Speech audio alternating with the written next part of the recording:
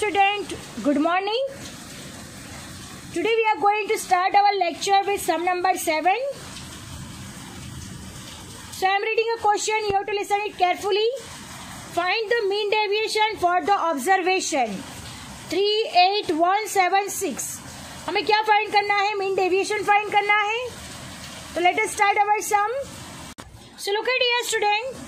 According to the question, x is equal to 38176 is given. What we have to find? Mean we have to find. Mean is equal to formula है. Mean is equal to हमारा formula है. x bar is equal to observation क्या क्या करना है? Plus करना है. So 3 plus 8 plus 1 plus 7 plus 6 divide by 5. So 25 divide by 5 हो जाएगा. तो हमारा answer x bar is equal to मिलेगा 5. अब हमें क्या फाइंड करना है? मीन डेविएशन का फॉर्मूला है सिग्मा मॉड्यूलस में x माइनस एक्स बार. तो ये हमारा x है. x में थे x बार को क्या करना है? माइनस करना है. और मॉड्यूलस में हमें पता है कि मॉड्यूलस में कोई भी साइन जो माइनस की होती है वो बाहर आके क्या हो जाती है? प्लस हो जाती है. सो 3 माइनस 5 माइनस टू मॉड्यूलस से बाहर आएगा तो 2 हो जाएगा. 8 माइनस 5 3 1 माइनस 5 माइनस 4 मॉड्यूलस से बाहर आएगा तो 4 हो जाएगा. 7 माइनस 5 2 6 माइनस 5 1. तो ये हमें क्या मिल गया? सिग्मा x माइनस एक्स बार. मॉड्यूलस में x माइनस एक्स बार इन सब का टोटलिंग करेंगे तो आंसर आएगा 12. अब मीन डेविएशन का फॉर्मूला रखते हैं. md is equal to sigma modulus में x minus x bar divide by n. x minus x bar का आंसर है 12. सो 12 डिवाइड बाय 5. सो हमारा मीन डेविएशन का आंसर क्या होगा? 2.4. Understand? Our sum is over here. Now moving to the next sum number 8. Now sum number 8. If x bar is equal to 25 and the coefficient of variation is 20%, find the variance. क्या find करना है हमें? यहाँ पे variance find करना है. So look at here student. x bar is equal to given. x bar is equal to यहाँ पे दिया गया है 25. Right? x bar is equal to 25. Coefficient of variation. Coefficient of variation. Variation दिया गया है हम लोगों को 20%. कोएफिशिएंट ऑफ वेरिएशन हमें दिया गया है 20%.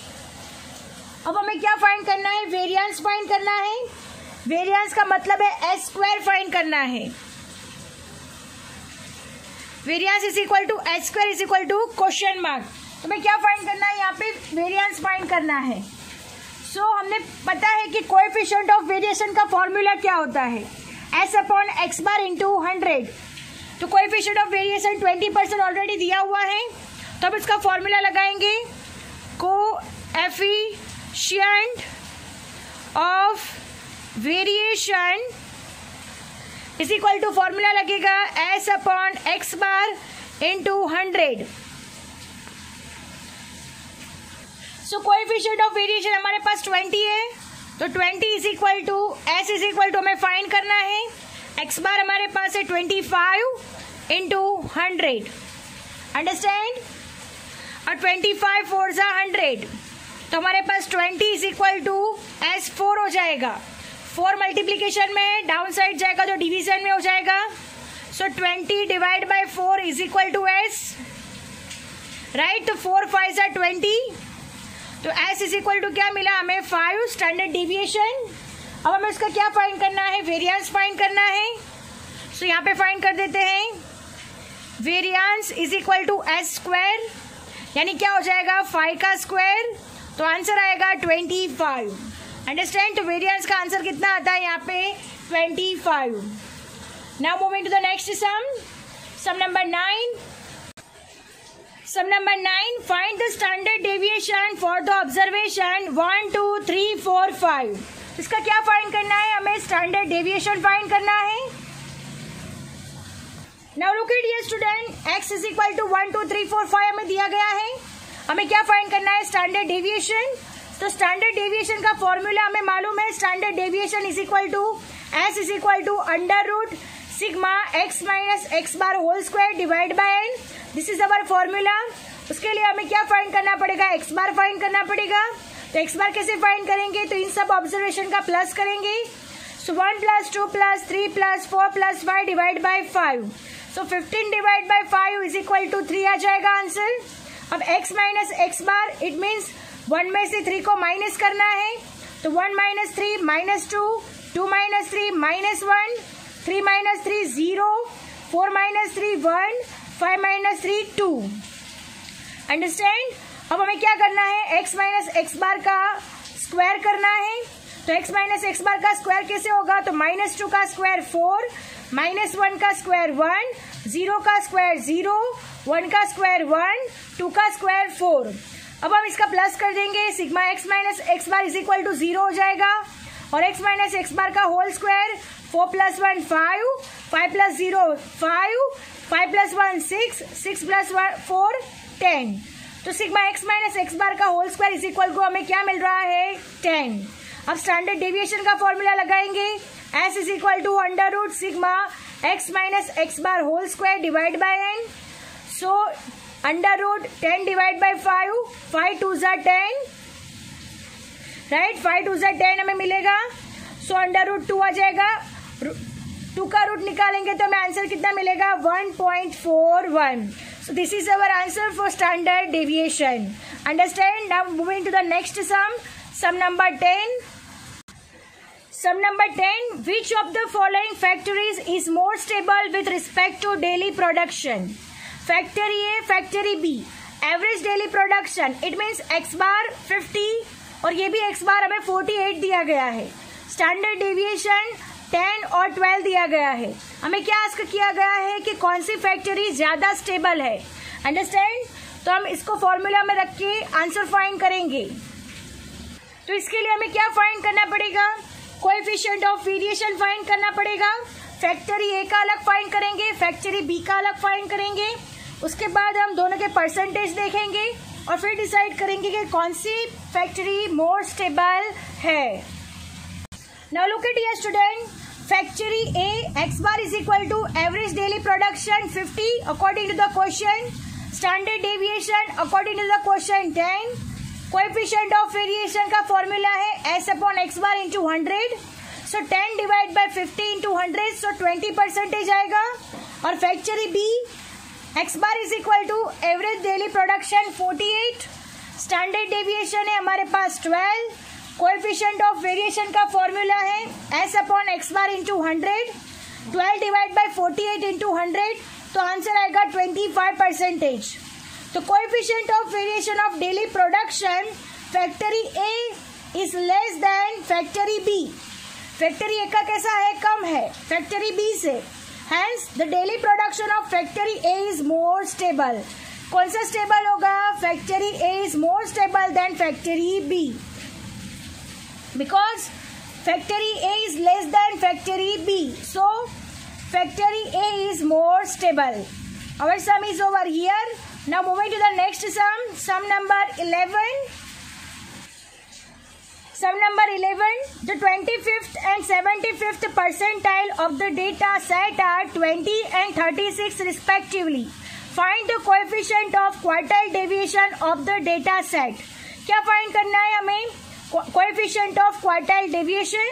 अब हमें पता है कि 25th percentiles को हम लोग क्या कहते हैं, P25, राइट, और 75th परसेंटाइल को P75।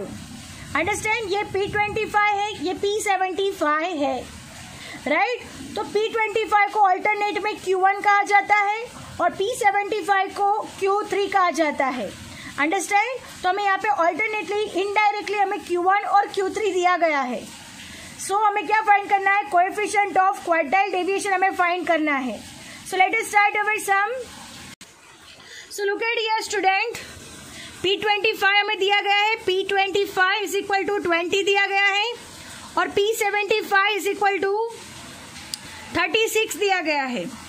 सो हमें पता है कि P25 को हम लोग क्या बोलते हैं, quartile 1। So Q1 is equal to क्या हो गया, यहाँ पे 20 हो गया, और P75 को हम लोग क्या बोलते हैं, quartile 3।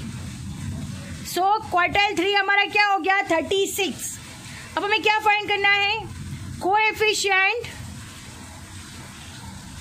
Coefficient of quartile deviation QD बराबर कोएफिशिएंट ऑफ क्वार्टाइल डेविएशन, उसका फॉर्मूला है Q3 minus Q1 divide by Q3 plus Q1।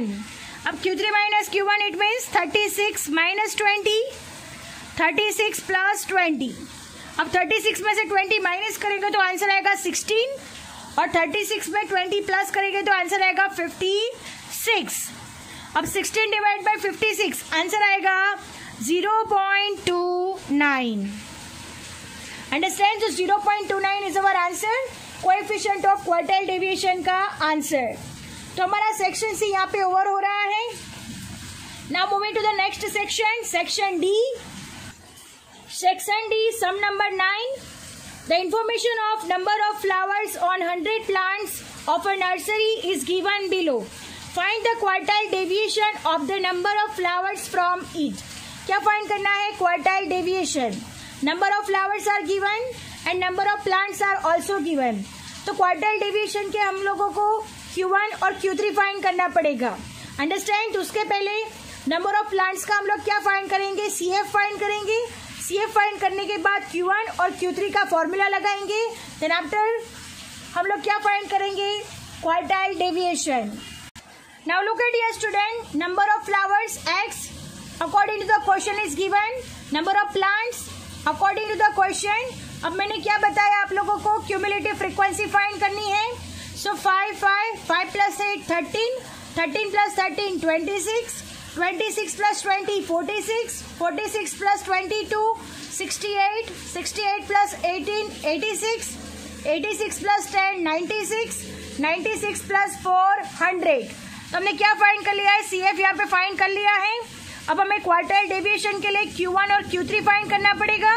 और ये कौन सा डेटा है, डिस्क्रीट डेटा है, तो हम यहाँ डिस्क्रीट डेटा का फॉर्मूला का यूज करेंगे। सो Q1 का फॉर्मूला हमारे पास है, Q1 is equal to M plus 1 by 4th observation, right. N is equal to 100 हो रहा है, तो 100 plus 1 divide by 4th observation, right. तो 100 प्लस 1 यानी 101 डिवाइड बाय 4th ऑब्जर्वेशन। अब 101 डिवाइड बाय 4th करेंगे तो हमें आंसर मिलेगा 25.25 ऑब्जर्वेशन, 25.25 ऑब्जर्वेशन। अंडरस्टैंड, सो हमारा आंसर कितना मिल रहा है, 25.25 ऑब्जर्वेशन। अब हम क्या करेंगे, इस टेबल में देखेंगे 25.25 से बड़ी वाली डिजिट्स, फिर उसको हम क्या डिसाइड करेंगे, Q1 डिसाइड करेंगे। Now look at here student, 25.25 हमारा आंसर था। यहाँ पे 25.25 से बिगेस्ट डिजिट 26 है, राइट। तो 26 के सामने 26 है, उसके सामने कितने नंबर ऑफ फ्लावर्स है, तो 15 फ्लावर्स है। तो ये हमारा क्या हो गया, Q1 हो गया। अंडरस्टैंड, तो Q1 हमारा क्या हो गया, 15 फ्लावर्स। अंडरस्टैंड, सो हम 15 फ्लावर्स और आंसर लिख देंगे, Q1 is equal to 15 flowers. So हमारा आंसर आएगा Q1 is equal to 15 flowers. Understand, तो हमने Q1 यहाँ पे फाइंड कर लिया है। अब नेक्स्ट क्या फाइंड करना है, Q3 फाइंड करना है।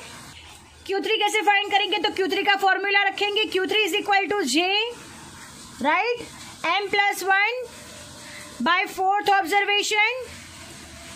Understand, J is equal to 3, 100 plus 1 divide by 4th observation, 301 divide by 4th observation. अब इन दोनों को डिवीजन करेंगे, डिवाइड करेंगे तो आंसर आएगा 25.25 ऑब्जर्वेशन। अब इन दोनों का मल्टीप्लीकेशन होगा तो आंसर आएगा 75.75 ऑब्जर्वेशन। Understand, 75.75 observation. अब हम क्या करेंगे, 75.75 को टेबल में देखेंगे, फिर उस हिसाब से हम लोग Q3 डिसाइड करेंगे। सो लुक एट हियर स्टूडेंट, 75.75 75 से बड़ी वाली डिजिट कौन सी है यहाँ पे, तो 75 से बड़ी वाली डिजिट है यहाँ पे 86, राइट। 86 के सामने कितने फ्लावर्स है? तो 21 फ्लावर्स है। तो ये हमारा क्या हो गया? Q3 हो गया। अंडरस्टैंड? 75.75 से बड़ी डिजिट 86, 86 के सामने Q3, तो ये हमारा क्या हो गया? Q3 हो गया।